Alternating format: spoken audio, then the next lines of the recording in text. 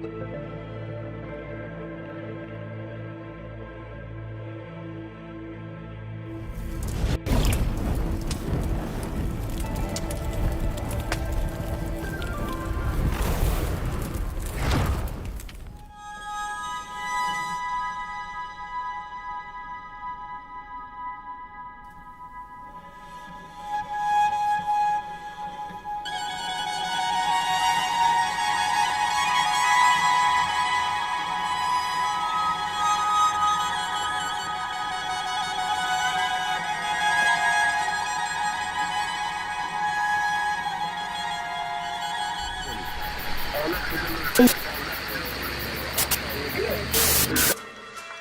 do it live. Okay. No. We'll do it live! Do it live! I'll write it and we'll do it live! And things suck! Might help if I unmute. Welcome. Good evening, everybody. Happy Sunday. Since it's Sunday and we're doing a special edition of Man on Fire, why don't we start with a little scripture? Their work will be shown for what it is, because the day will bring it to light. It will be revealed with fire, and the fire will test the quality of each person's work. Now, you heard me say that the other day.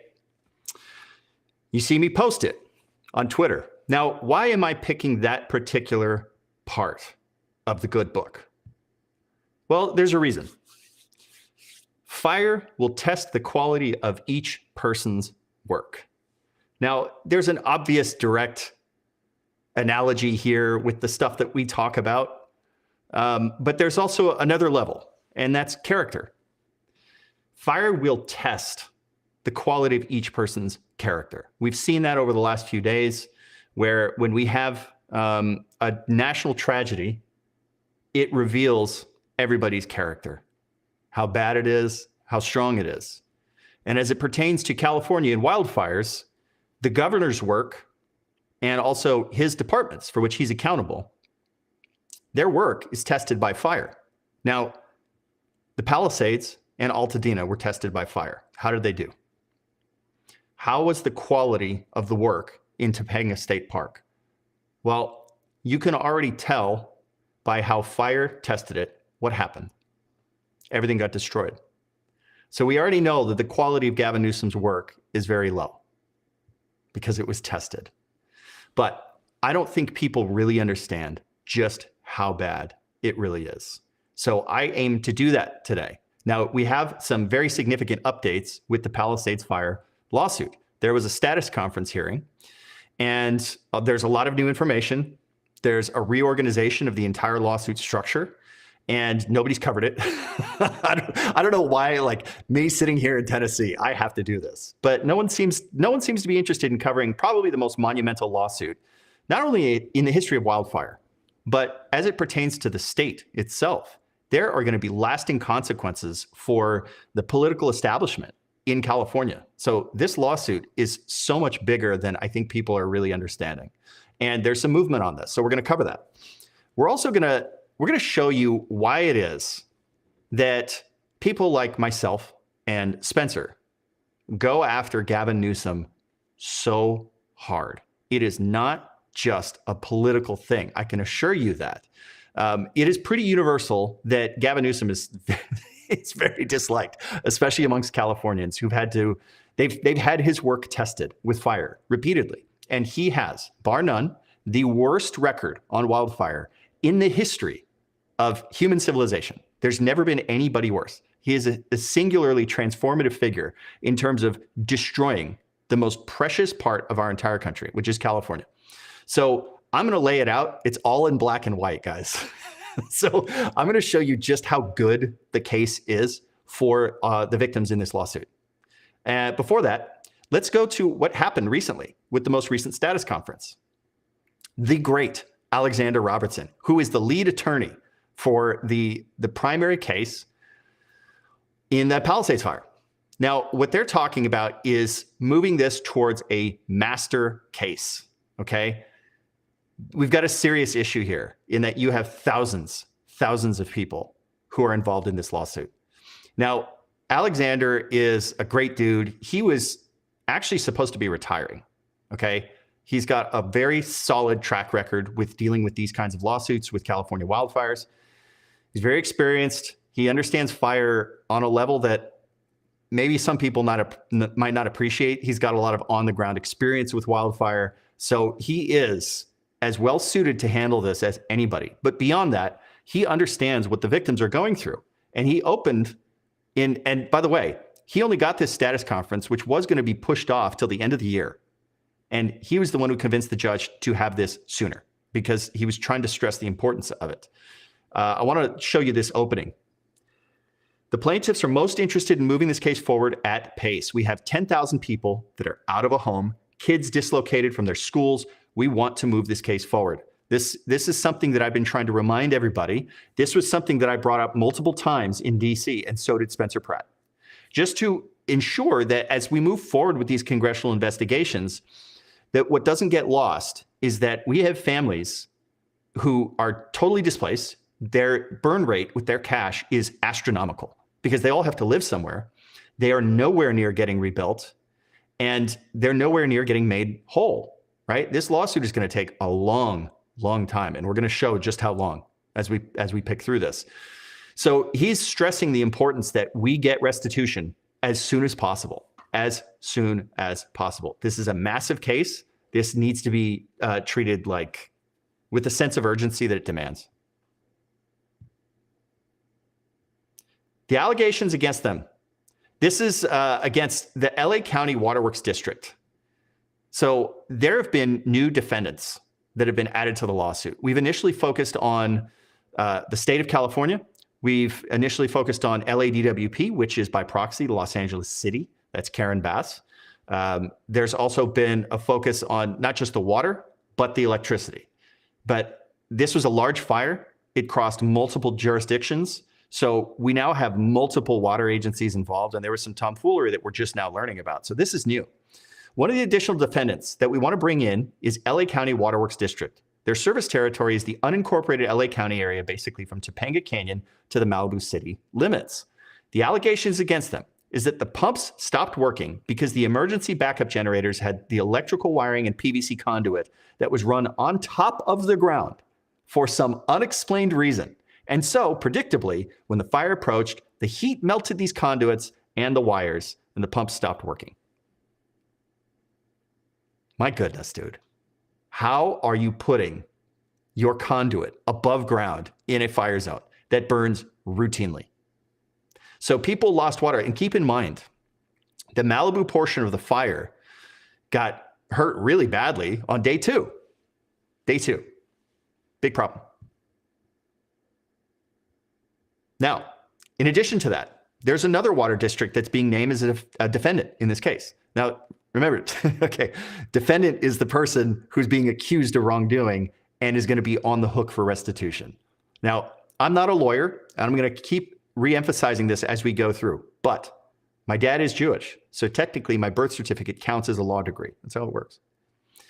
The third water district is the Las Virgenes Municipal Water District. And the claim against them is that their employees were seen actually turning off the water mains in the street and turning off the water services at the boxes at people's homes on the morning of January 8th, the second day of the fire, as the fire approached the service territory and it left the firefighters and the homeowners. The water just stopped and turned off. Guys, I told you there's a reason we focus on the Palisades fire more than the Eaton fire. It's not that the Eaton fire is less of a tragedy. It certainly is. It's that the Palisades fire had so much fuckery. You have no idea how bad it is. And there are other elements to this that I cannot disclose to you. And I'm not trying to be coy. I understand how annoying that is when somebody's like teasing out information, like I'm the steward of this information. But you guys don't understand. So why am I talking about this?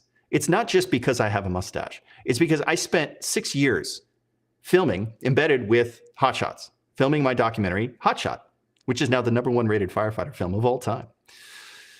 I learned a lot. And beyond just learning a lot by being on the ground with these fires and seeing these things happen over and over and over and over again, so you get an understanding of how these things evolve, right? But beyond that, you make a lot of friends.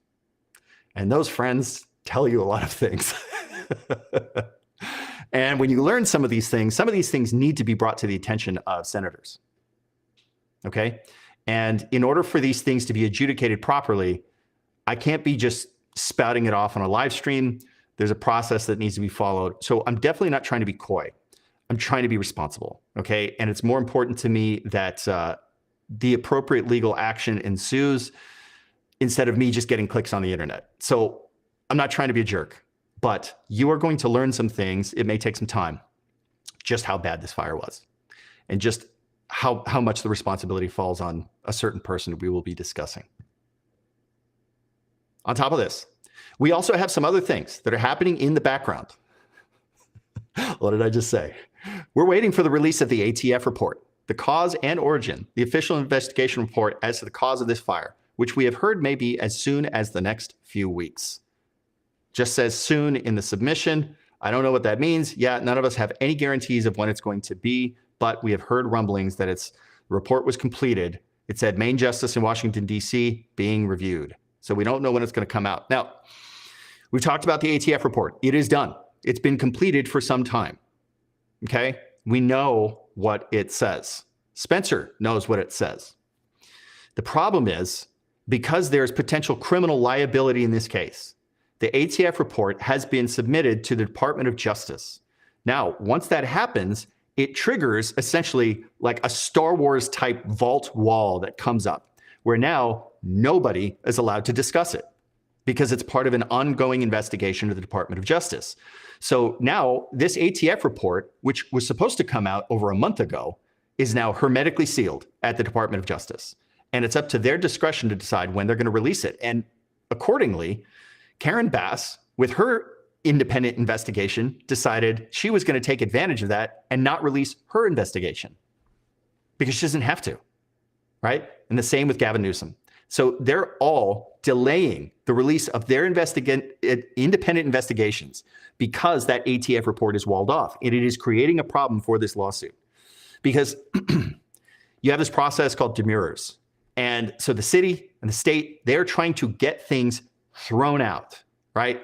And unfortunately, without the ATF investigation and that report being available to these attorneys, some of these claims can potentially get thrown out. They can potentially get thrown out.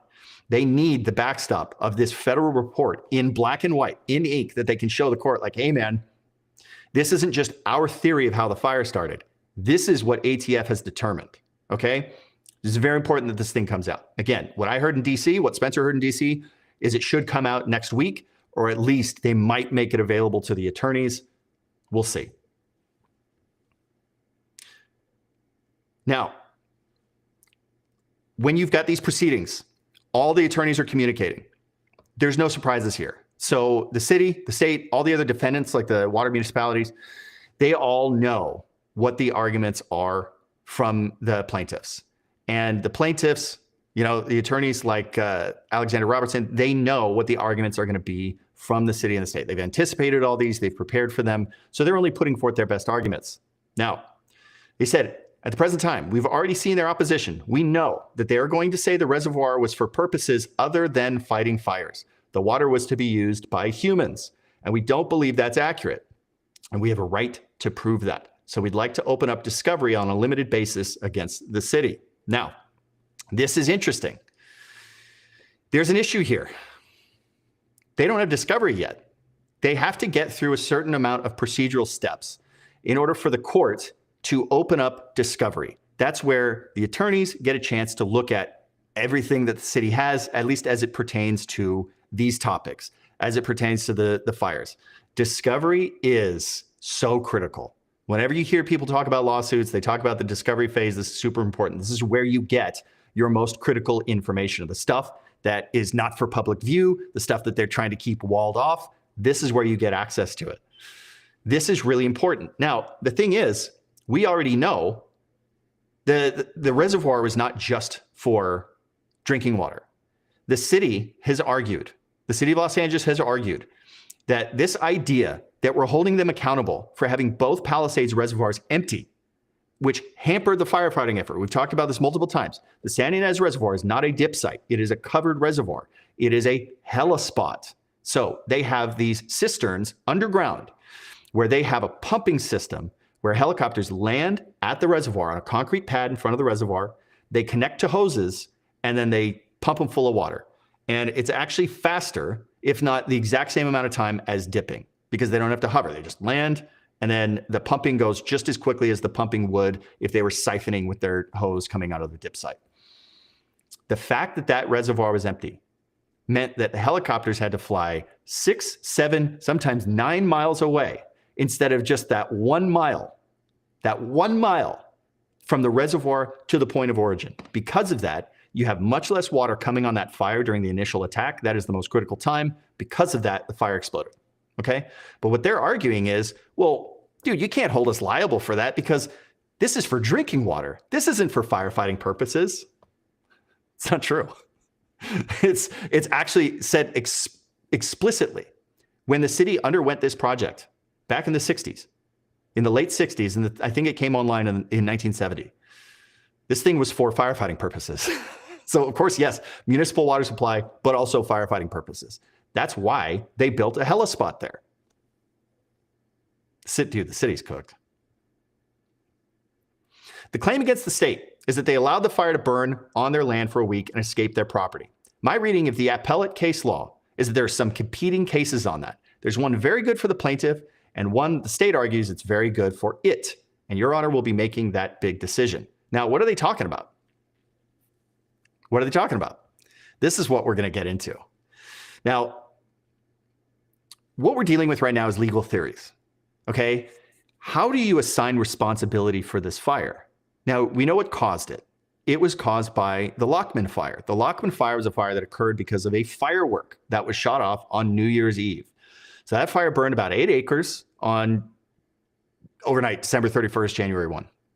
It was extinguished, kind of. It was not properly contained. And I will show you pictures, pictures that I submitted as evidence that are now being used, okay, to show you that this thing was not properly contained.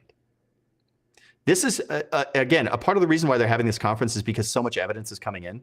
So much evidence is coming into this case that they have to update it like almost weekly because new information is coming in. And by the way, any of you people in the Palisades, if you have video, if you have photos from any time, like right before the fire, and I include the Lockman fire as well on New Year's Eve, you should get that in. Shoot me a DM, and this is something that is probably going to be pretty relevant for the case and very important.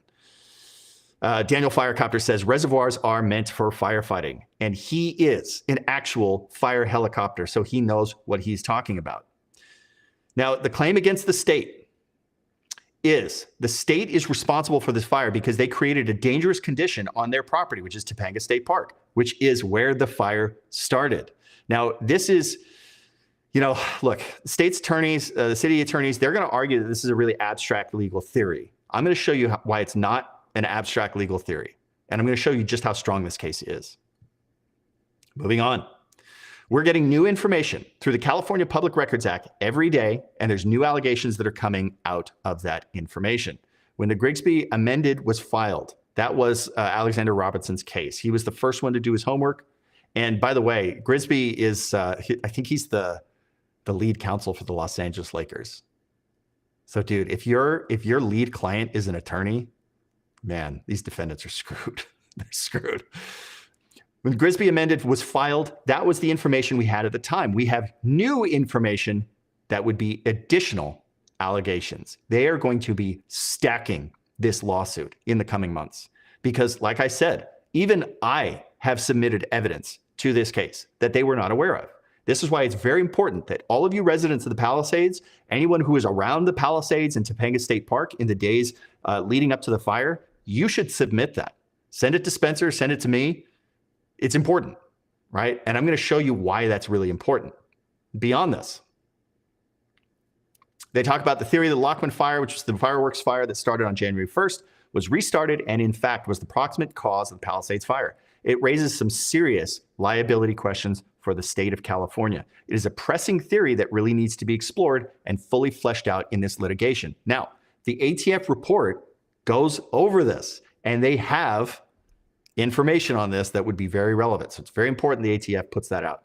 The governor has already been on podcasts. That's Gavin Newsom. He has already been on podcasts and news interviews talking about his view of the state of California's role in the Palisades fire. And the plaintiffs are left on silent because of the stays in place. That is the stays on discovery. Okay, this is a big problem. So right now, the lawyers who are trying to seek justice and restitution for the Palisades fire victims, they're totally handcuffed. Meanwhile, Gavin is not handcuffed. He can do the Gav hands on his video podcasts and lie about what happened. And it's this one-sided fight where the people who are in the right, the people who are seeking justice, they have to keep quiet. Meanwhile, Gavin Newsom can just lie. And there's no accountability for that. It's so crazy. They go on. This is in court. Your Honor, not to put too fine a point on that, but that podcast, they're talking about a podcast where Gavin Newsom was talking about the state's responsibility or lack thereof. It was a video podcast that Mr. Daniels referenced. Governor Newsom said 3 different times that the Palisades fire started on federal land. And he also stated that they sent 141 fire trucks to the Palisades before the fire. And so so when we talk about discovery, that's some pretty basic stuff that we need to know. So Gavin Newsom is out there just talking shit. And he's lying about the fire starting on federal lands. Now, of course, we know it started on Topanga State Park, right? That is not federal lands. There are some small portions of FRA within the Santa Monica Mountains recreation area. But where this started was on Topanga State Park. This dude can just fucking lie over and over again. There's no consequences for that. Unbelievable. So there's some other stuff where they're trying to address this idea that you can't bring a tort claim for not having water. Again, I've stated this before. This is not going to fly. And I don't think the judge is going to let this fly. They're saying this is the attorneys for the city. They're saying there's no such thing as an inverse condemnation claim for not having water. What they're trying to argue is, look, man, it's not our responsibility to provide this water, even though you pay for it. And the original purpose of that reservoir was to provide drinking water and firefighting water. And we have a helispot on it. We actually are not obligated to provide that, even though your tax dollars are paying for that. And the ratepayer dollars are paying for that. The thing is, this level of immunity is not going to fly. And I'm going to show you why that's not the case. This is not going to fly. Now, they've cited case law. They've claimed that they have immunity. They think they have immunity. They do not have immunity. And a degree of gross negligence can override that immunity entirely. And we're going to show you that.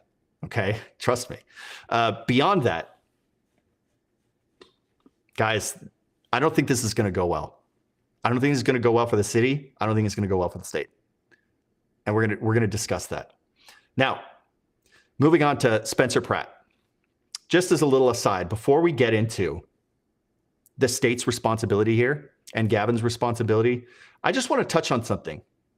So Spencer and I went to DC, and Spencer got a meeting with Senator Rick Scott, Senator Ron Johnson, and they are taking the lead in heading up a congressional investigation into the last 10 years of California wildfire.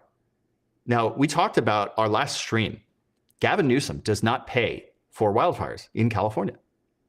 He pays for some of them, but the big ones, the feds pay for it. So if you live out of California, you are paying for all of his fires. This is why Gavin has so much money for his fancy helicopters. This is how he can pay captains in Cal Fire like $220,000 a year.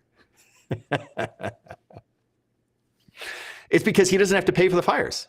So the federal government provides something called FMAGs. This is through FEMA. It's a fire management assistance grant. Now, typically, an FMAG will reimburse California for 75% of the firefighting costs. And that doesn't have to be burning on federal lands. In fact, you wouldn't submit an FMAG for a federal fire. You wouldn't do that because it's already being paid by the feds. So if it started on Fed dirt, feds are the UOP. They are the ordering point for that fire. So it's already on their tab. You'll have fires on state property that Gavin Newsom is getting reimbursed for by federal taxpayers up to the tune of 75%. However, the president can issue a waiver for that remaining 25%, And this is what happened with the Palisades fire. The federal government paid for 100% of the Palisades fire, even though it started on Gavin Newsom's Topanga State Park. Unbelievable. Unbelievable. Now, Spencer Pratt is being called a political stooge because he's meeting with people who have the power to finally bring justice to this injustice, right? Where you have Gavin Newsom, who constantly lies about doing the project work that he's not doing. He's always claiming that he's 10x all the prescribed fire. He's not doing it. It's a lie, okay? And people are getting wrecked because of this. This is unacceptable. And here's the problem, though. And this is like, I'm really not trying to get political here, but we're discussing people who have authority over the fire policy in California. So we have to talk about these people. Let's get real, guys. California has uniparty rule. And so this is why problems never get solved in California. Because in order to solve a problem, you first have to identify that there's a problem. You have to identify what went wrong. But because you have a political monopoly in California, that party is never going to admit fault. They're never going to do it. And so you're never going to address the problem because it would require you saying, our team screwed up. They're not going to do that. So that's why you have to get senators from thousands of miles away to do this work, to investigate this injustice that was leveled upon the Palisades. Because California's 2 senators ain't doing it. Where the fuck are they? Where are they? Why are they not interested in justice for Spencer Pratt? Do you realize that Spencer would welcome them? He would welcome Adam Schiff with open arms. He would gladly take him on a tour of the Palisades if he would help. This isn't political, but that doesn't stop dumb people from calling him a political stooge. Breaking news. I sent Rick Scott's office here in Washington, and we got the subpoena power investigator, Senator Ron here. By now, you've probably seen Spencer Pratt getting political. If you don't remember him, maybe this will jog your memory. You're the biggest poser in this town. Pratt was a reality TV personality who starred in MTV's The Hills, the mid-2000s show about young people in Beverly Hills. Now, after losing his home to the Los Angeles wildfires in January, his TikToks, which reach more than 2 million followers, sound like this. Newsom, hey, the only bumbling idiots are you, Karen Bass, and the LADWP that let a town and 12 senior citizens burn to the ground. Pratt's efforts to rile up California Governor Gavin Newsom and LA politicians aren't falling on deaf ears. His vehement opposition to denser housing appears to have influenced the rebuild plans for LA. Gavin Newsom let the Palisades burn and is now pushing SB 782. This bill would take our money to fund everything from low-income housing to explosive battery storage. In one video, he targeted a law that would allow fourplexes on land zoned for single-family homes. You need to stop SB 9 immediately. The Palisades, especially the Alphabet Streets, cannot handle more density. 2 days after that post, the governor waived the law for areas prone to fires. In June, California State Senator Ben Allen, a Democrat, introduced a bill to create an agency to rebuild homes that burned in the fires. He took pains to clarify that the government wouldn't use eminent domain to seize people's properties. But then Spencer Pratt posted a TikTok. I had to go to ChatGPT Pro, which gave me some very suspect answers. So then I went to Gronk 4 Heavy. It strips local control, creates a county authority that overrides city community decisions on rebuilding after the wildfires, centralizing power away from locals. The next day, Allen pulled the bill. Pratt is now trying to kill an effort to allow 9-story apartment buildings next to train stations and transit stops. We don't need more density in the Palisades, so you better take your little SB 79 back in the trash with SB 9. Spencer may not have been aware at the time that SB 79 wouldn't apply to the Palisades. Still, the LA City Council adopted a resolution opposing the bill, but it passed in the state legislature, and it's now headed to the governor's desk. The bottom line is, Spencer Pratt is not always factually accurate, and that's causing a headache for lawmakers trying to address housing in California.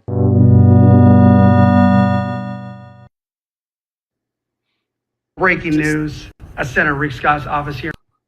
This is very high quality journalism. So you can see how this is just like a really sloppy hit piece by Politico, also known as Bullshitico, where like, if you haven't noticed, Spencer Pratt is becoming political. It's like Spencer Pratt is not becoming political. Spencer Pratt had his fucking house burned down and his dad's house burned down. And he was worried that his dad was fucking burning alive.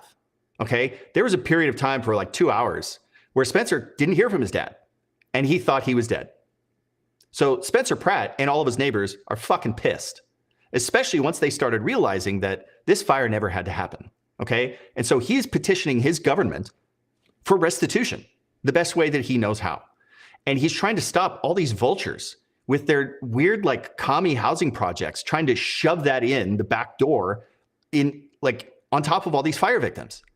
That's all that he's trying to do. This isn't political. So yes, he has to interface with politicians. And unfortunately, he has to go to one party because the other party just is completely uninterested in helping. And it's unbelievable. And I don't understand why this is. I don't know if you guys have an answer for this. Do you have an answer for why local politicians, Democrats, are not participating? I do not get it. Now, for you guys to really appreciate where Spencer is coming from, you need to understand just how culpable Gavin Newsom is. This isn't because he's a Democrat. It's not because he's a cokehead. It's not because he does the weird Gav hands and all that weird stuff that he does. All of that is just the window dressing, and it's funny to point out. But you guys do not understand just how culpable Gavin Newsom is. And I'm going to show you that. We are going to go through the legal case. And this is the legal theory, but I think it's very strong of why Gavin Newsom is responsible for burning down the Palisades. Now, do you guys remember this clip? I just want to cover this quickly. I'm not gonna show you the whole clip, but this clip from when Gavin Newsom did a PR hit on Sean Ryan, where Sean Ryan just sat there and let him say whatever he wanted. When you're saying that you're the one that's cleaning out the federal forests and that's the federal government's hundreds job and to hundreds do of that. millions of dollars we've invested doing the work of the federal government. 57% of the state's property is in federal hands. 3% are in state hands. Now, we've talked about why this is so disingenuous. Now, when we talk about Forest Service land, okay, yeah, they have 57% of the forest land. That we're talking about big old trees and stuff. That's not 57% of the wildlands, right? So Topanga State Park, for example, extreme fire hazard. That's wildlands, but that's not forest land, okay? And that Topanga State Park completely surrounded the Palisades and burned it to the ground. So it doesn't matter that the feds have all of this dirt, because when there's a fire on federal lands, it doesn't really impact structures. Okay, it might put up a huge smoke column. We might lose a bunch of trees. And yes, the feds absolutely have to clean up their act. I've been saying this more than anybody. The feds are not doing enough prescribed fire, but neither is he. The thing is, the feds don't lie about it. They'll over-exaggerate the numbers, they'll double count, but only in California because of this guy. These fires, Camp Fire, the most deadly in California, started in federal lands. Started in federal lands that was being leased by PG&E. That's PG&E's responsibility. Like if you were leasing a house, right, and you stacked up a whole bunch of cans of gasoline in the garage, and you built a meth lab in the garage, and then you burned the whole place down and it ignited the entire neighborhood. Is the property owner responsible for that? Whose fault is that? It's the person who's leasing the place. My goodness. And this guy comes in and talks about raking. Yes, raking, Gavin. Getting rid of plants. Getting rid of plants. Now, I'm going to tell you why this is so damning. And the fact that Gavin is mocking the idea of getting rid of plants and raking the forest, this is going to ruin him. Look, Gavin has become increasingly manic and bizarre, and the Gav hands have like really gotten off the rails just in the last few months. And I've said it multiple times. Spencer Pratt broke him, and the Palisades fire broke him. You remember when he showed up on the initial attack of the Palisades fire? As people were actively burning alive, he was out there doing a photo op, inexplicably. And I've told you that I think it's this weird psychological thing where he recognized, yeah, this, contrary to what he says on podcasts when he says it started on federal lands, it started on his property. And he knows they haven't done any work on that property for 40 years. None. They haven't done anything. And it was entirely his fault. And I think there was a part of him in a weird Shakespearean kind of way, like he was going to go and put out the fire himself. It was like an act of desperation. Ever since this fire, his hair has gotten super gray, and the Gav hands have like totally gone off the rails. So I don't know if he's obviously he's an addict. We know that. I don't know if he's like back on the sauce or what, but I do think the Palisades fire broke him. Now I'm going to explain to you why he is at fault and why he will pay. Now, Alexander Robertson, the great Alexander Robertson, who has been stewarding this case, when he made the argument, this legal theory that the state and Gavin Newsom are on the hook for the Palisades fire, despite all of their claims of immunity. What he's pointing to an old case. He's pointing to a case from the 70s, okay? He's citing this case where if you create a dangerous condition, even if you don't start the fire, but that dangerous condition exacerbates the fire, you are on the hook. Now, this case is Vedder versus Riverside County. This was over a municipal airport where they had been stacking cans of gasoline right next to a property that was adjacent to the airport. Somebody started a fire, those cans of gasoline exploded, and then burned this guy's business down. So he was seeking restitution from not just the person who started the fire, but also the municipal government for managing that property and creating a dangerous condition on that property, which led to this, okay? I want to explain, this is the dangerous condition theory, and this was battle tested already, okay? So this is case law. This is from the appellate court. I want to summarize this just really quickly before we get into how this connects to Gavin Newsom. The dangerous condition theory, a negligent or wrongful act or omission of an employee of the public entity within the scope of his employment created the dangerous condition, or the public entity had actual constructive notice of the dangerous condition under section 8, a sufficient time prior to the injury to have taken measures to protect against the dangerous condition. This is the most important part. So I'm going to read it again. The public entity had actual or constructive notice of the dangerous condition and a sufficient time prior to the injury to have taken measures to protect against the dangerous condition. Do you think that 40 years of fuel loading on Topanga State Park is a dangerous condition? Now, in this case, they're talking about stacked cans of fuel. How is that any different from stacked brush? That's fuel. That's fire fuel. It's no different. Do you think that the state was unaware of this dangerous condition? And do you think that they didn't have sufficient time prior to the injury to remediate it and protect against this? We had a Palisades fire that I went to. I've been to 2 Palisades fires, one in 2019, and then another one in 2021 that burned in the opposite direction. Is that not enough notice? Is 4 years from the 2021 Palisades fire that burned in non-fire weather conditions and ripped 1,200 acres, even though it was like 58 degrees and 85% humidity, it still ripped up 1,200 acres, like it was in the middle of July. Do you think that that time between 2021 and 2025, they could have been like, oh yeah, maybe we should cut a fuel break around the Palisades? I think that's sufficient time. It would have taken 1 day, 2 days max to cut a fuel break around the Palisades, by the way. Going on with the dangerous condition theory. To state a cause of action against a public entity under government code section, a plaintiff must plead. A dangerous condition existed on the public property at the time of the injury. The dangerous condition proximately caused the injury. The dangerous condition created a reasonably foreseeable risk of the kind of injury sustained. The public entity had actual or constructive notice of the dangerous condition of the property in sufficient time to have taken measures to protect against the dangerous condition. Do you think that those 4 conditions are met with the Palisades fire? That it existed on public property at the time of the injury? Do we need to review the video? Maybe I should. Maybe I should. Let's go to Brandy, Fire Photo Girl, her live stream from the Palisades fire. Here we're going to see that's Topanga State Park. Look at how overgrown it is. So I'd say that that dangerous condition of overgrown brush certainly existed at the time of the injury.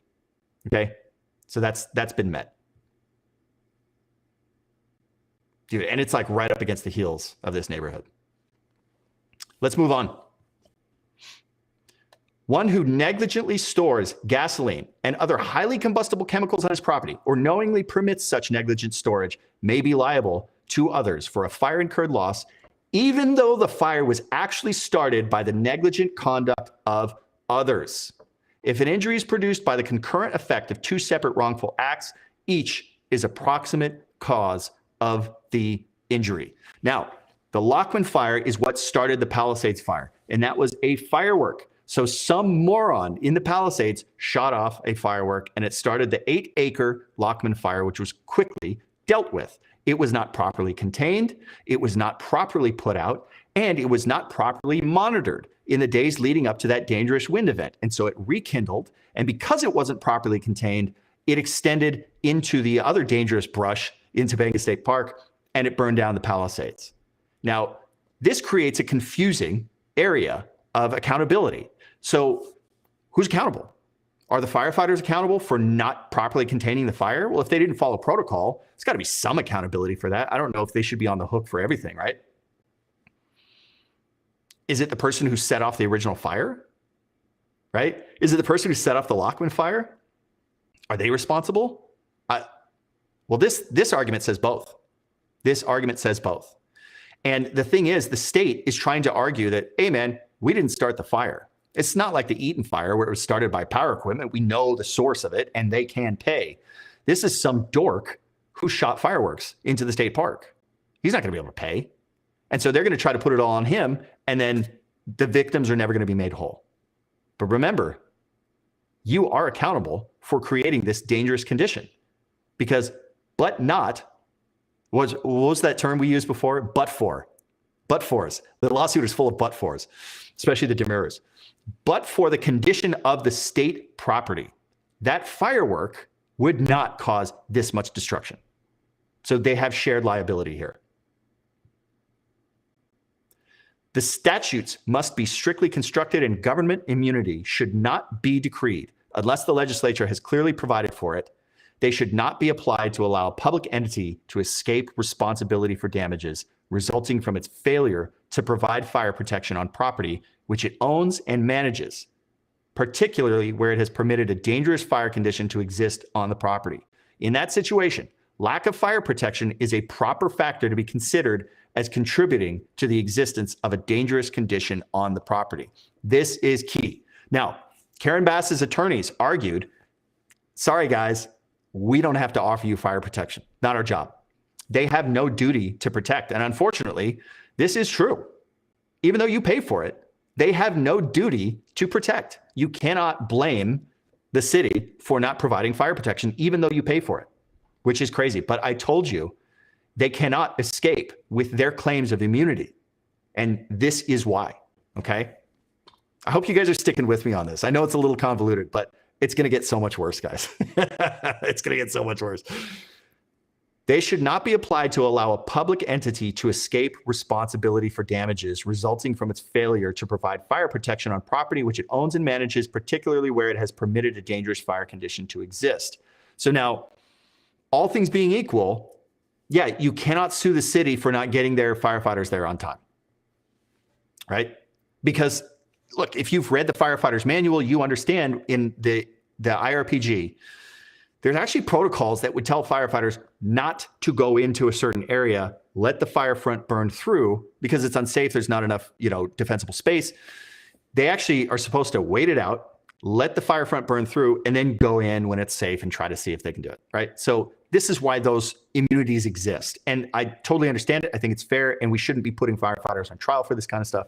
That said, if the municipality, if this public entity is creating a flammable condition, a dangerous condition on their property, and they're not providing that fire protection, this immunity clause where they're saying, well, we have no duty to protect, it goes out the window. This is why I told you that this stuff is not going to fly. And as we know, there were a bunch of city-owned lots and state-owned lots throughout the Palisades. It wasn't just the state park, but vacant lots that the city owned that were overgrown with brush. So they created a dangerous condition by not adhering to their own brush clearance standards that they make everybody else in the neighborhood adhere to, right? So you have these lots with just dry grass everywhere, and they all caught on fire, and then they burned down the homes next to them. You're on the hook for that, dude. Karen Bass is on the hook, and we're going to talk about how the state is on the hook. Now, what did we talk about? We talked about how they have to be aware. Where was it? Right here. A dangerous condition existed on the public property at the time of the injury. We just showed that with Brandy's live stream. The dangerous condition proximately caused the injury. We all know that, yes, there's the burning brush on Topanga State Park that caused the injury in the Palisades. And 3, the dangerous condition created a reasonably foreseeable risk of the kind of injury sustained. So You got to understand, if you're going to hold the state accountable for this, you have to prove that they were aware of the danger of stacking up all that brush, stacking up that gasoline. Now, you would think, okay, this is just common sense, but you can't use just common sense in the court of law. You would have to have it in writing. And I mean, there's nothing in writing, like, and Gavin Newsom, the state official, the head of state, when he's going on these podcasts, he's saying that, you know, it's not his fault and it's federal property, saying all this stupid shit. Man, it's too bad it's not in writing that the state is aware of this risk, right? Uh-oh. What's this? This looks like writing. This is the California Department of Parks and Recreation Policy Manual, which I got a hold of. Chapter 3 is the most interesting chapter. Shall we talk about this? Now, again, the state's defense is going to be, look, how do we know that this is going to cause a fire? How would we know that? Vegetation management and fuel modification. The department maintains wildland properties in order to preserve the natural, cultural, and scenic features for the people of California. Many of these native ecosystems contain plants that can become flammable under specific environmental conditions of high wind, high temperatures, and low humidity. This is the best part. These ecosystems inevitably, again, I'm not a lawyer. What does the word inevitably mean? And you always hear me say this, right? We have this inability to accept the inevitability of wildfire. You don't realize, like, I'm not making this stuff up. These ecosystems inevitably burn, either from natural or human causes. Buildings constructed adjacent to park units. This is so bad. This is so bad for the state, dude. Buildings constructed adjacent to park units in the wildland urban interface zone are at risk from wildland fires. This is the most explicit expression of an understanding of the dangers posed by Topanga State Park, not just for a conflagration, but to damage the homes immediately adjacent to the state park, which is the entire Palisades. I've showed you this before. Look on the map. Topanga State Park completely surrounds the Palisades like a lobster claw. And the Highlands area, it's actually an island, right? With only one small road leading out of it. It's an island in the middle of Topanga State Park. So here they are in print in their own policy manual. This is from 2024, by the way. So this was the edition that applied to this time. These ecosystems inevitably burn, not may burn, could burn, inevitably burn, either from natural or human causes. And buildings constructed adjacent to the park are at risk from wildland fires. So this is an acknowledgement that they understand the risk, they understand the dangerous condition, and that it could provide injury to these houses. There's more. Active management. Natural resource management is predicated on the understanding that the department must, not should, not may, must monitor conditions and take appropriate action to maintain these values. There's no wiggle room here. One of these bullet points, you have removal of exotic species, removal of contaminants and non-historic structure facilities, and restoration of natural processes, such as fire, right?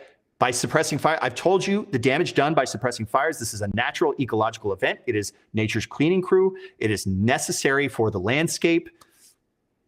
And by stopping it, we are creating these problems. We're creating an accumulation of fuel loads that then endangers entire cities. It gets worse. I'm saving the best for last, just so you know. Annual inspections, right?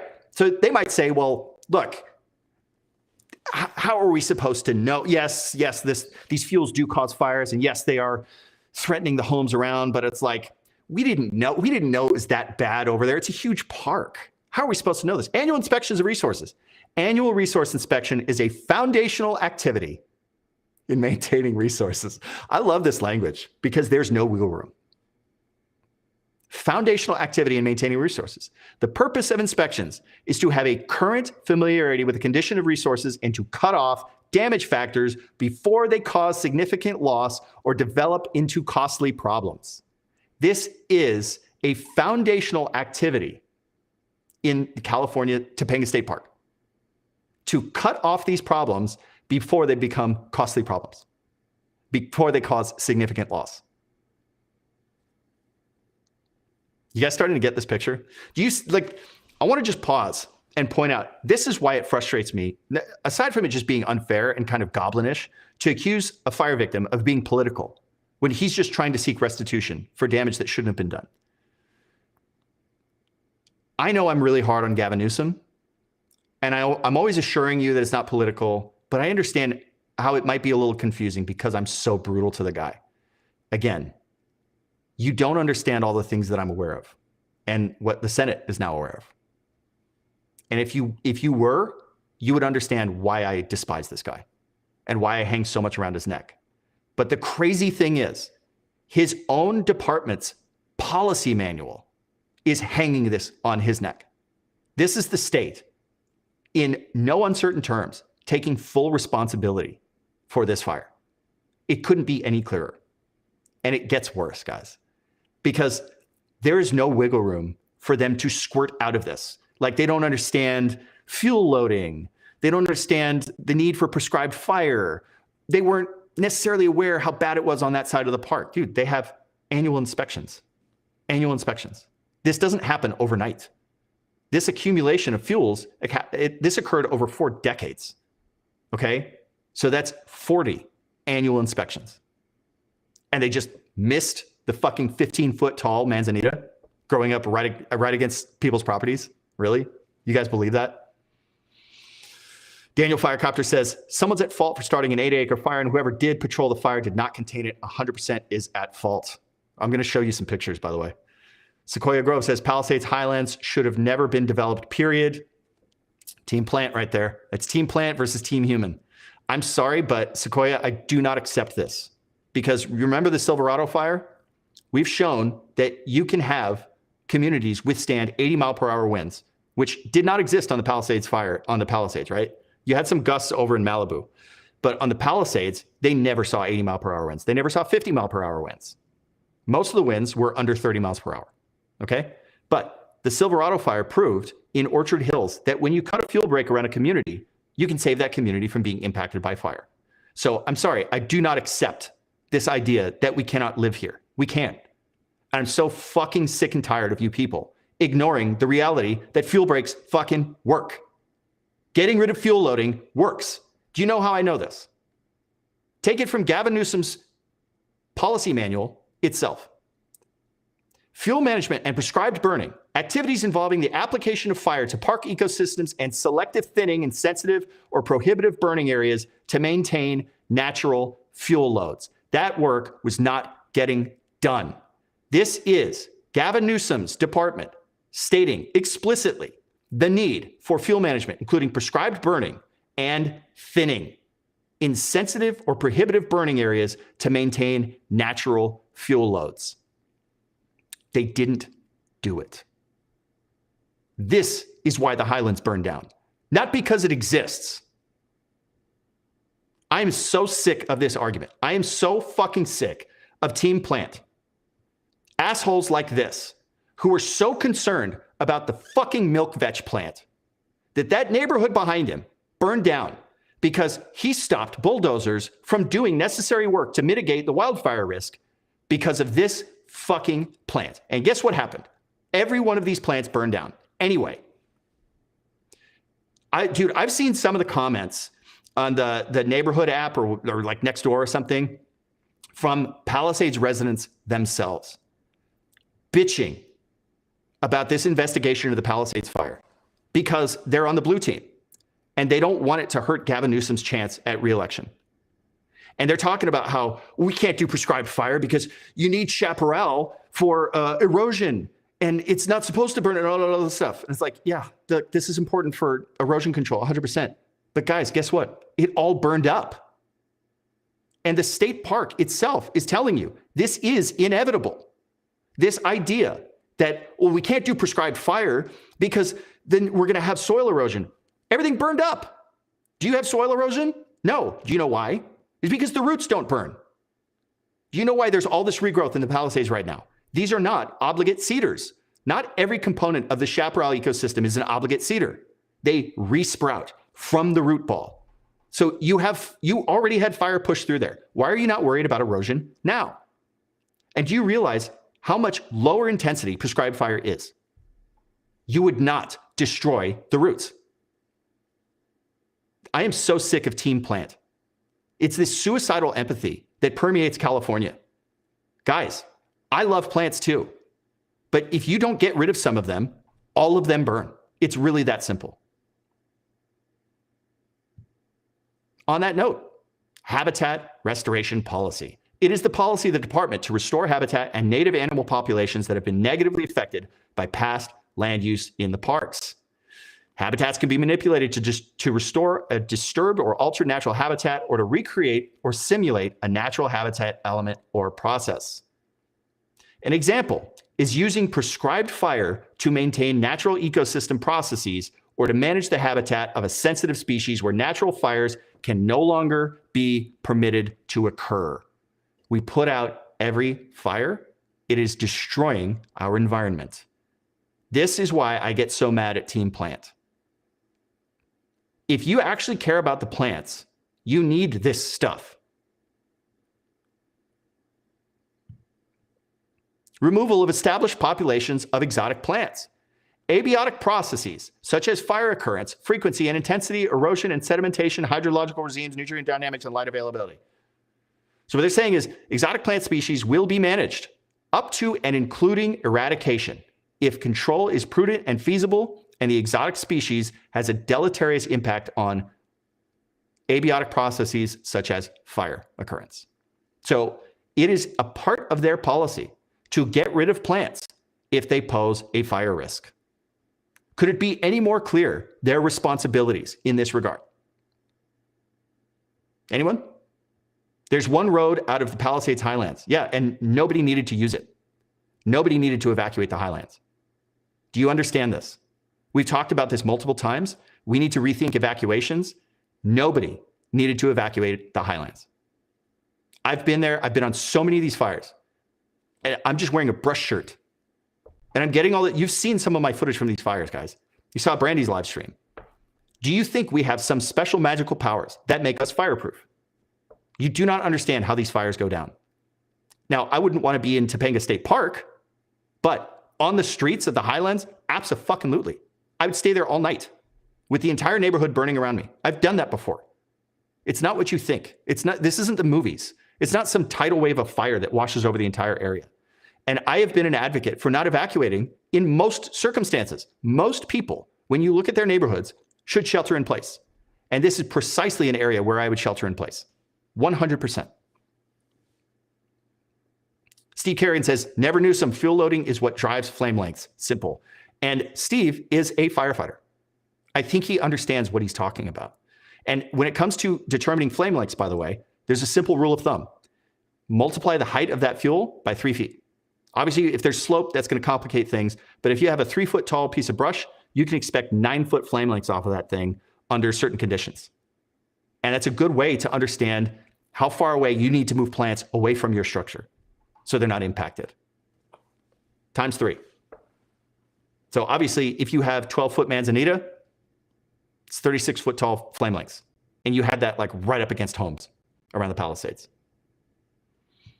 Super Pav says, the drainages in Topanga are already overgrown. Once it rains, it'll be a nest again by May. Dude, that's crazy. And dude, I've seen it. There's already so much regrowth there. It's crazy. Daniel Firecopter says, nothing is fireproof when it's a firestorm. I am. I've been in a lot of firestorms. How did I survive it? Honestly, like, honest question. How did I survive it? How do firefighters go in there? How do they go in there? How do reporters go in there and get all this footage? Exotic plant control. Controlling damaging exotic plant species is one of the department's greatest challenges in fulfilling its mission to help preserve the natural resource values of the state park system. Invasive exotic non-native plants pose a serious threat to native ecosystems. These species can spread rapidly and outcompete California's native species, simultaneously changing the landscape, destroying habitat for other native species, and upsetting natural ecosystem processes. The goals of management of invasive exotic plants in the state park system are to reduce fire hazard and fire control costs. Have I made it clear enough that in their own policy, they have a mandate to reduce fire hazard. And part of that is removing plants. Big part. In fact, that's the entire thing. That's the only tool that they have in reducing fire risk. Not changing building codes, getting rid of plants. Plant management goals. The general goal of plant management in the state park system is to protect, restore, and maintain native plant populations and naturally occurring plant communities. When feasible, this will be accomplished through maintenance or reestablishment of natural processes such as fire, flooding in succession. That is their number one tool in the toolkit, is to reintroduce fire to the landscape in order to manage these plants. This is not meant to be the untouched wildlands. This is meant to be managed by human hands, the way that our barefoot ancestors did for 12,000 years. We have this stupid, misguided perception that our indigenous ancestors were so natural, man. That was not natural. The natural fire cycle was brutal. Huge gaps of fuel loading, huge gaps in between fires, and then you had that rare dry lightning strike, and then it went nuclear and just completely nuked the place into moon dust. The natives put fire on the ground every single year, thousands of fires every single year. They had a very heavy hand in managing the plant population. So that is the goal. We want to mimic what our ancestors did successfully without firecopters, without bulldozers. They managed to survive in this area. They managed to live in this area where some people are telling me we should never live. I do not accept this. I'm sorry. Prescribed fire management policy. It is the policy of the department to restore fire to its proper role in native ecosystems in accordance with the broader charge to restore and perpetuate natural ecological processes in the natural environments of the state park system. Is this clear enough for you guys yet? Is there, again, I know you guys aren't attorneys. Maybe there are some attorneys in here. Are there some attorneys in here? It is the policy of the department to restore fire to its proper role in native ecosystems. So it is quite literally their policy to put fire on the ground in Topanga State Park, and they're not doing it. They haven't done it at all. Relationship to other agencies. The department, meaning the Department of State Park and Rec, is one of several land management agencies that conduct prescribed burns. So they do it, they just didn't do it in Topanga. In addition, private landowners may conduct their own burns, usually by contracting with the CDF. That's the California Department of Forestry, also known as CAL FIRE. Do you understand how the state is on the hook here? Situations often arise where burn projects conducted by the department may be conducted jointly with other landowners and or agencies.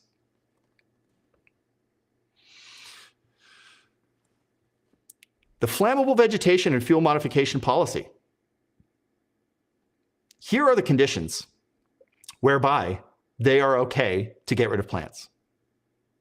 So they say it is the department's policy to prohibit the construction and maintenance of fire breaks, fuel breaks, and other fuel modification zones on department lands, except when required by state law to clear around its structures and facilities. Previous legal commitments have been made to allow the creation and maintenance of fuel modification areas. It is critical to the protection of life or park resources. 12 people died on that fire.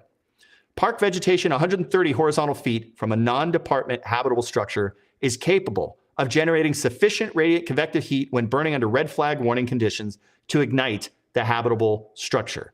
So when vegetation is within 130 feet from structures and capable of setting them on fire during red flag conditions, such as we're seeing here, they must clear it. Look at this. Does that look like it's within 130 feet of structures? Look just to the left of her watermark. Look at that. You can see there's a spot fire right under that balcony, just below the @ on her watermark. And by the way, I put that watermark on there because I hate when people steal other people's work. Does that look like it's within 130 feet? Dude, that's like directly under their deck. Directly under their deck. Now, if they had actually cleared out 130 feet where you see this fire whirl happening, it would not be happening.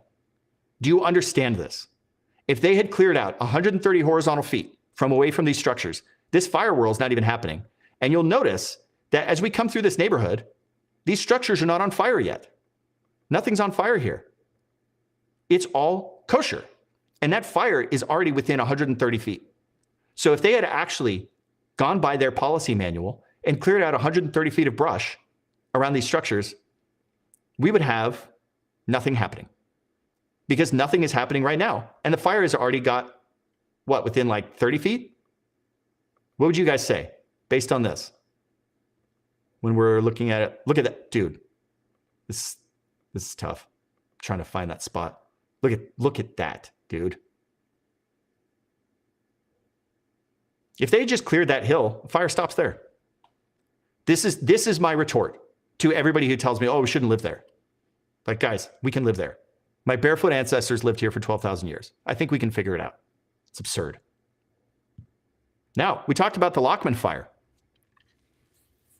What is their responsibility with the Lockman fire? Because it's easy to just say, well, it's the fault of the person who caused the Lockman fire. But that was 6 days prior. Closure of fire-damaged areas. This, again, is from the California State Parks and Rec Policy Manual. All or a portion of a park unit may be closed when an unwanted wildland fire is threatening or burns on department lands. Areas of a park unit which have burned will remain closed until appropriate department staff have inspected the area and rectified any public safety, property, or resource protection issues. This is really bad, okay? So if we're discussing or we're debating that transfer of liability from the person who sparked the initial fire, the Lockman fire on New Year's Eve, and then we're saying, at what point does the state park take custody of that fire? At what point do they take responsibility of a fire that was started by someone else? Now, we've already established this dangerous condition theory, but this to me is possibly the most damning. All or a portion of a park unit may be closed.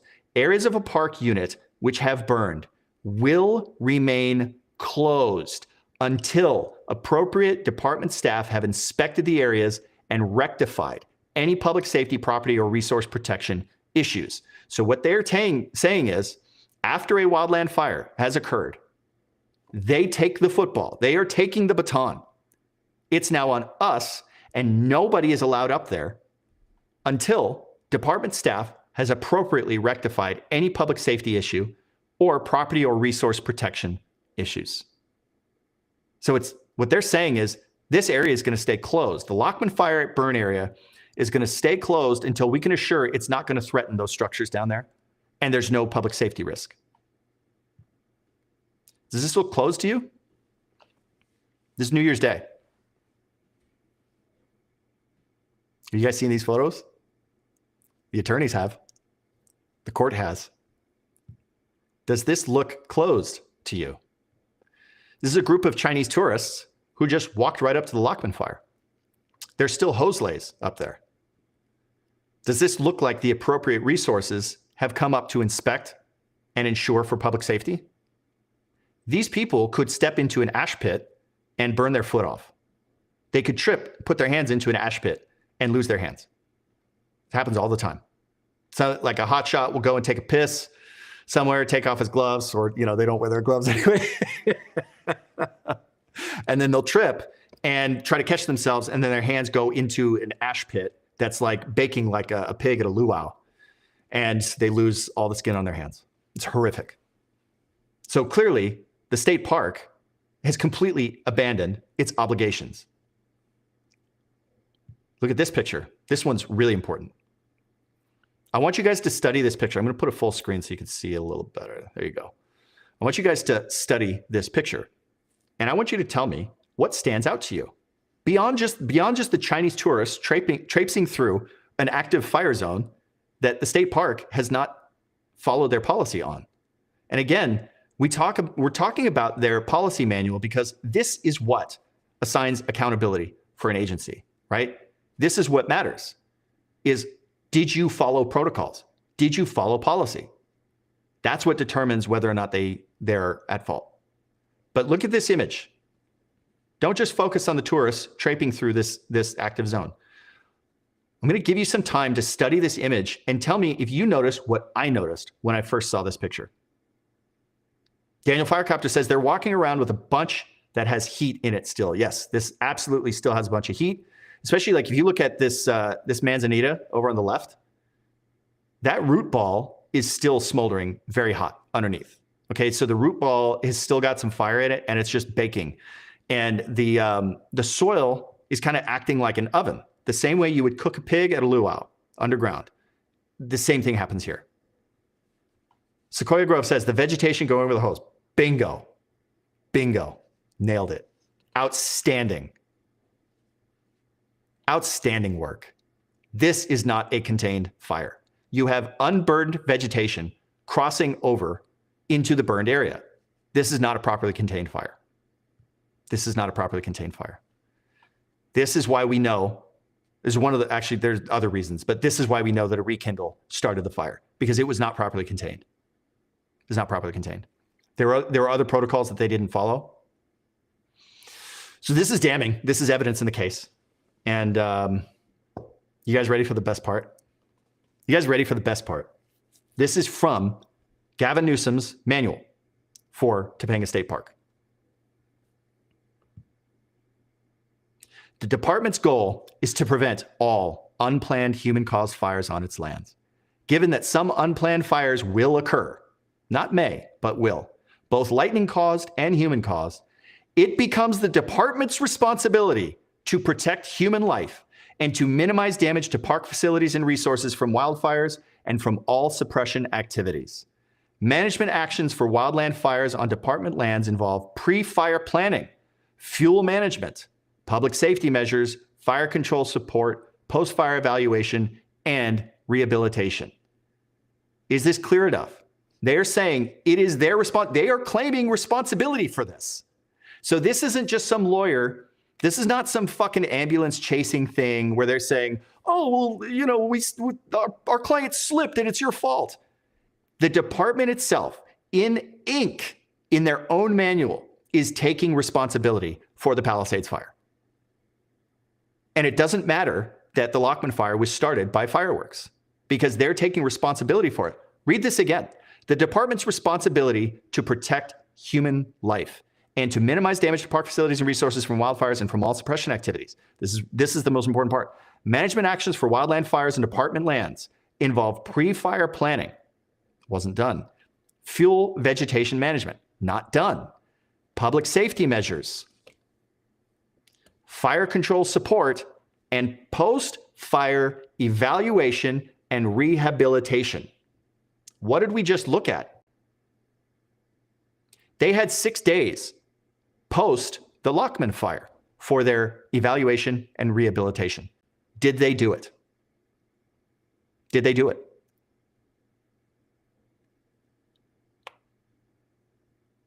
Sequoia Grove says, the thing that irks me about this the most is that they saw the event on 1/7 was well forecast from this before. Yes, that is 100% correct, Sequoia Grove. People like Rich Thompson, the great Richie Rich Thompson, was discussing the upcoming wind event on the 7th for a week. This was not a secret to anybody. Everybody knew it was coming.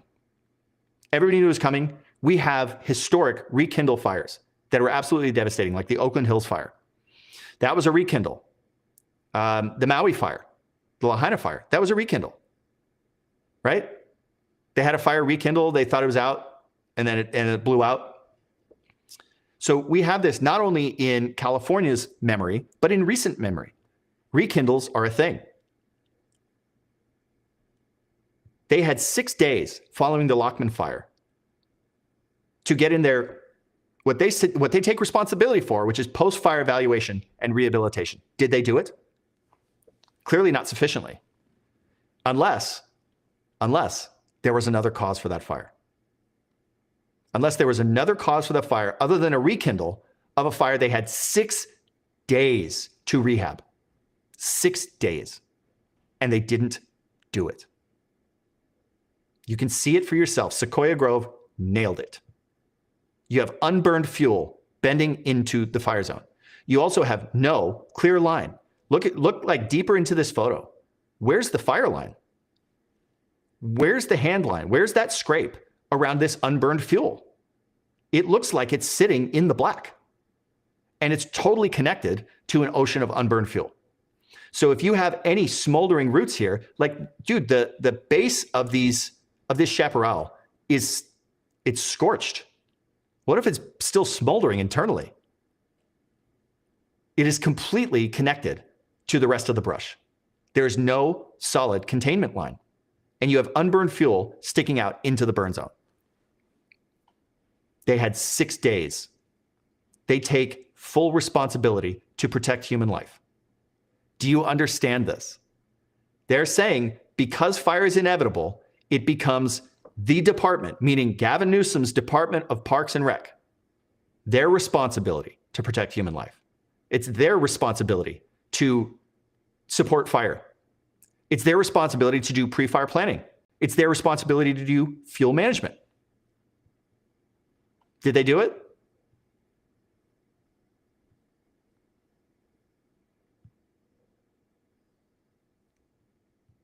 What's this? This is from California State Parks. Fire with a purpose. What happens when someone deliberately sets a fire outdoors? Igniting a grass or brush fire usually results in an arson charge. So why do state park staffers light them? Here they are bragging about the prescribed fire that they do. California State Parks foresters and environmental scientists use controlled fire to restore plant and animal habitats and to reduce the chances of large, destructive wildfires. These treatments, called prescribed burns, are managed under close supervision with a predetermined area. Until the 1960s, fire and land management agencies believed that all wildland fires, whether caused by lightning or by humans, should be extinguished as quickly as possible. However, lengthy droughts in the 1970s and 1980s dried out more living trees in our wildlands, increasing their susceptibility to insect invasion and death. As the biomass, the volume of living and dead trees, grasses, brush, and debris, increased, the severity of wildfires increased proportionally. After years of fire suppression, many areas of California that experienced wildfires regularly for thousands of years had not burned for decades. Here they are, in their own words, laying out the threat that they created on their own park. After years of fire suppression, many areas of California that had experienced wildfires regularly for thousands of years had not burned for decades. These wildlands were then covered with unnaturally high levels of trees, shrubs, and dead debris. Under these conditions, a lightning bolt, an equipment spark, or careless person's match, cigarette, or campfire can create large destructive wildfire. What did we talk about with the Vedder case, which is the case law that Alexander Robertson is citing for his case? We talked about how when you accept the reality that an ignition can be unstoppable and inevitable, that is not the only person who is at fault. If you create this dangerous condition, you are at fault. And they're saying this very clearly. Very clearly. These wildlands were then covered with unnaturally high levels of trees, shrubs, and dead debris. Under these conditions, a lightning bolt, an equipment spark, or a careless person's match, cigarette, or campfire can create large destructive wildfires. So they're identifying the inevitability of that spark, the inevitability of that in eventual conflagration. So if they're identifying that this is inevitable, we saw that in their policy manual, that they said it very explicitly, it's inevitable. What they're saying here is we need to do this work, otherwise you are going to have a large destructive wildfire, and they didn't do it. In addition to creating higher fuel loads in some areas, fire suppression activities during the last century have altered many native plant and animal communities. Most of California's native plants and animals have lived with and adapted to fires for thousands of years. They're even nurtured and sustained by periodic fires. For example, lizards will go underground and slow their respiration rate to avoid scorching and suffocation by fire. Giant sequoia cones will open to disperse new seeds only after exposure to extreme heat. Most species have adapted to periodic wildfire to ensure their survival or that of their offspring. Dude, if they weren't adapted to fire or dependent on fire, they wouldn't exist because wildfires have always existed. It's not a new phenomenon. The importance of strategic firing in maintaining the health of natural ecosystems and reducing the frequency of catastrophic wildfires is now better understood. The department's prescribed burn program began in earnest with multiple burns in the giant sequoia groves at Calaveras Big Tree State Park during the late 70s. Formal staff training in fire ecology, prescribed burning, fire management began in 1981. So guys, there is no lack of understanding from the state, from Gavin Newsom's department, that not only is this necessary, but they brag about doing this work. And yet they didn't do it in Topanga. They did not do it in arguably the most dangerous place there is. This entire area around Malibu is Fire Alley. You get the most nasty fires out here. It's just the way it works. They cannot pretend like they didn't know. And here they are saying it in so many different ways. And it is a part of their policy that they take responsibility for this. Given the inevitability of wildfire, it is the department's responsibility to protect human life and to minimize damage to park facilities and resources from wildfire and from all suppression activities. Now, suppression activities also includes like dozer line. You got to try to restore the area after you've put in dozer line because you'd be really destructive to the habitat because that will rip out the roots of these things, right? That we're worried about for erosion.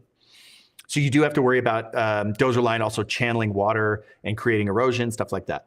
But the other aspect of suppression activities that they're talking about mitigating is the fuel loading, right? Suppression activities create higher fuel loads, stacking those gasoline cans up against the building. It is a perfect analogy for that Vetter case from 1970. The state is going to pay. They are going to pay. Any questions? Is this not clear enough for you guys? This page to me is the most damning because they take responsibility for it, right? The whole point of this lawsuit is assigning responsibility for certain things. And here they are saying it in black and white in their own manual. It's our responsibility. Yet they didn't do it. Do you guys understand why I'm so hard on the head of state of California? He's not the only one, right? He's not the only one. Because of course, Jerry Brown was terrible about this too. Jerry Brown was awful with fire management. Arnold Schwarzenegger was awful. We're looking at a legacy of decades of terrible forest management and wildlands management in California. So Gavin Newsom's not the only one, but dude, he's the one in charge. And like I said, I've been on 2 fires in the Palisades in 2019 and in 2021. Gavin Newsom has been governor that entire time. Ever since I went on those fires, I've been warning everybody. I've been warning my family who lived in the Palisades, like, guys, you're fucked. If a fire starts here, you guys have no chance. You have no chance. How is it that I'm a moron. I'm a moron. And I know this. They, of course, know this. Gavin Newsom, of course, knows this. And he's been lying about the work that they've done. He's been lying about it. This was an area that desperately needed this work.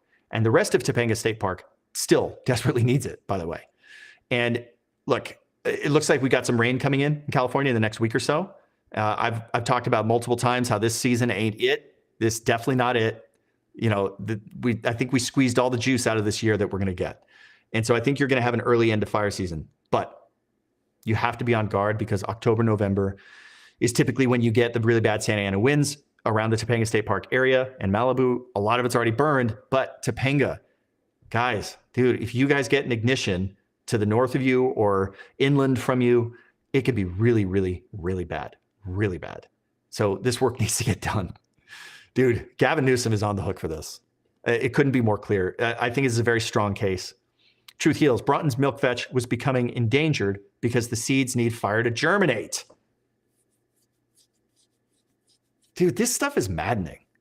It's maddening that we know the solutions here, they just don't get done. And the gaslighting from Gavin Newsom all the time. He's just concerned with doing the Gav hands like a magician. He's trying to distract you the way a magician does with his Gav hands, all the weird stuff that he does. He's always doing this to try to take your eyes and take your focus off the fact that they're not taking care of their state. He's not taking care of the state. And when you look at all the things that happen, all the financial incentives behind a devastating wildfire, you start to wonder, is he doing this on purpose?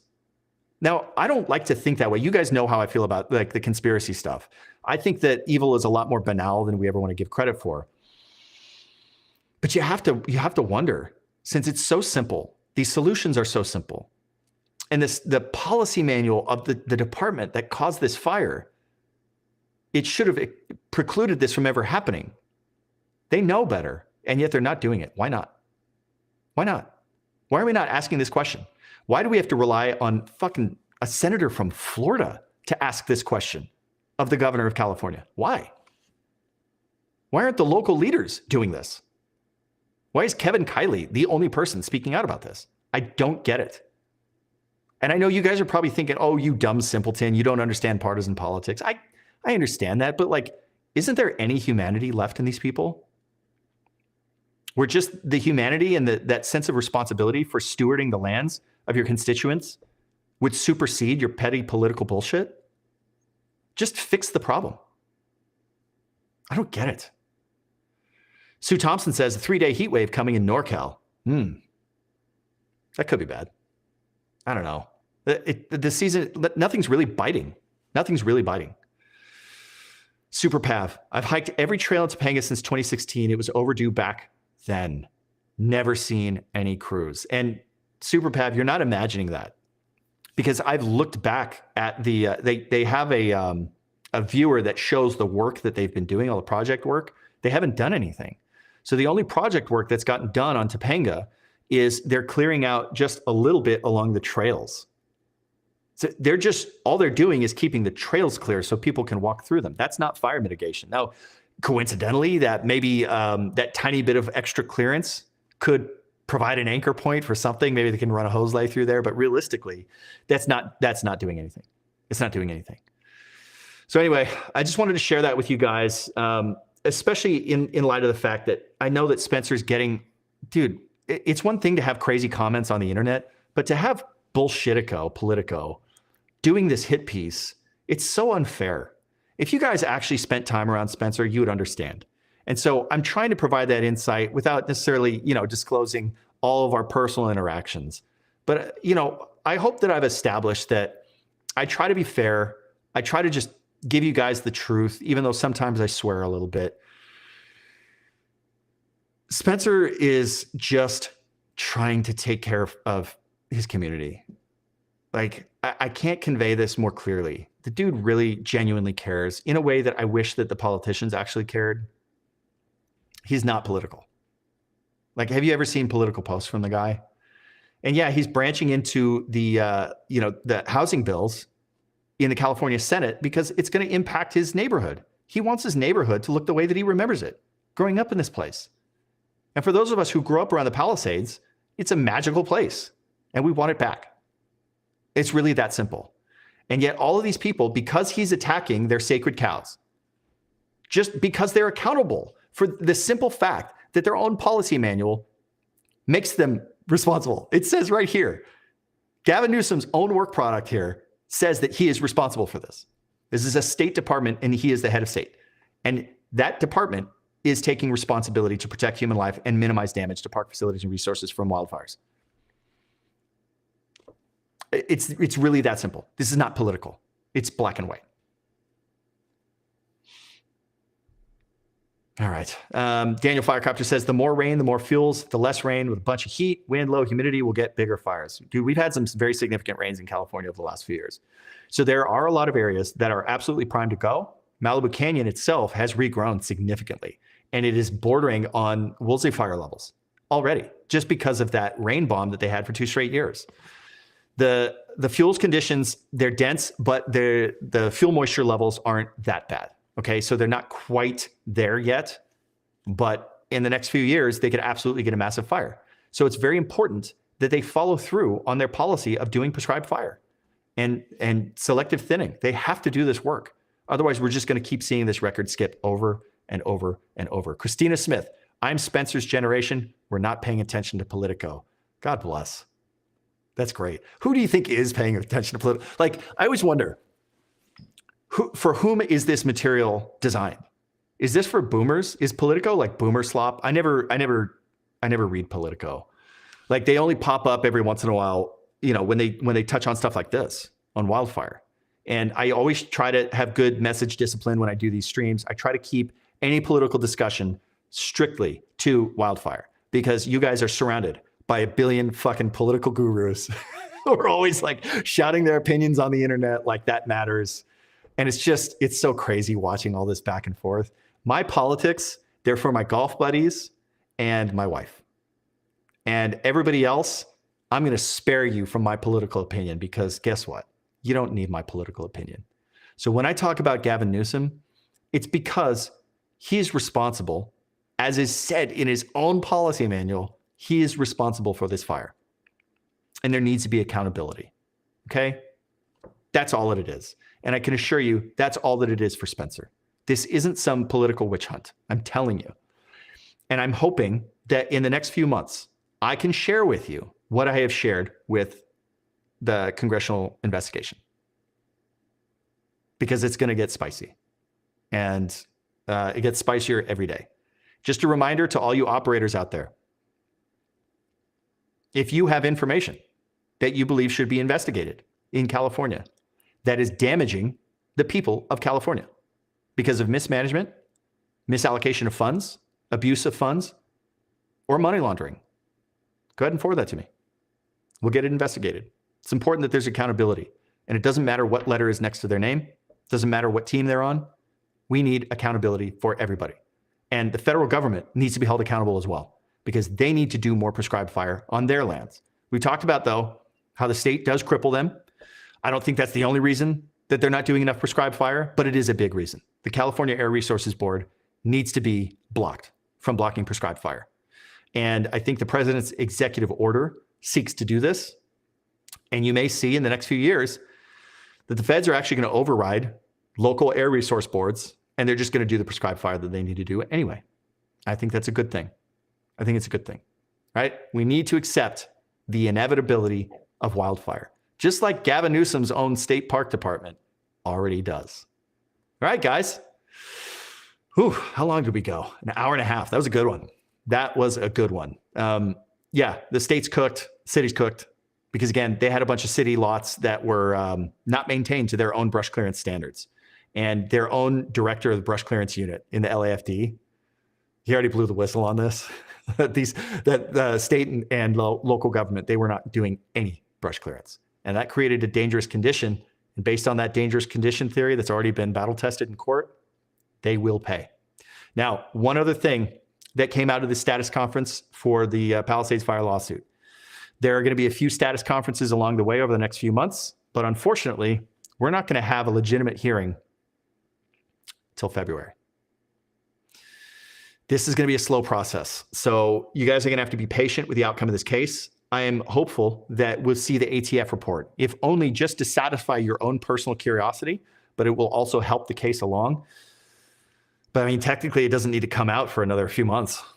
I'm hopeful that it comes out this next week.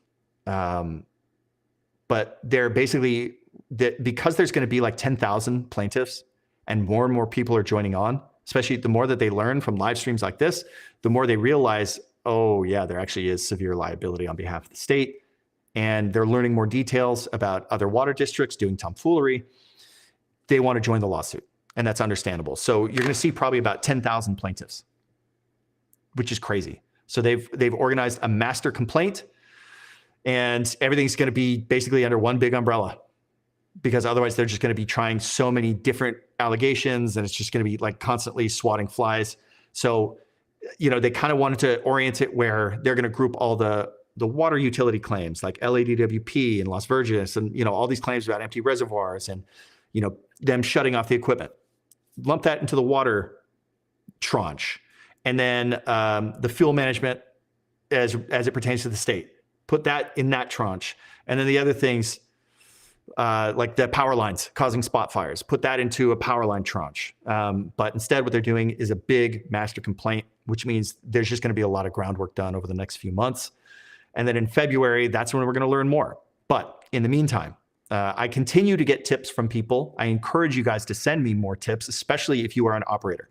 If you work for the LAFD, if you work for LA County Fire Department, if you work for CAL FIRE, if you work for the U.S. Forest Service, if there's any impropriety, I know you guys are solid, ethical people, and you don't like some of the stuff that is happening with the state.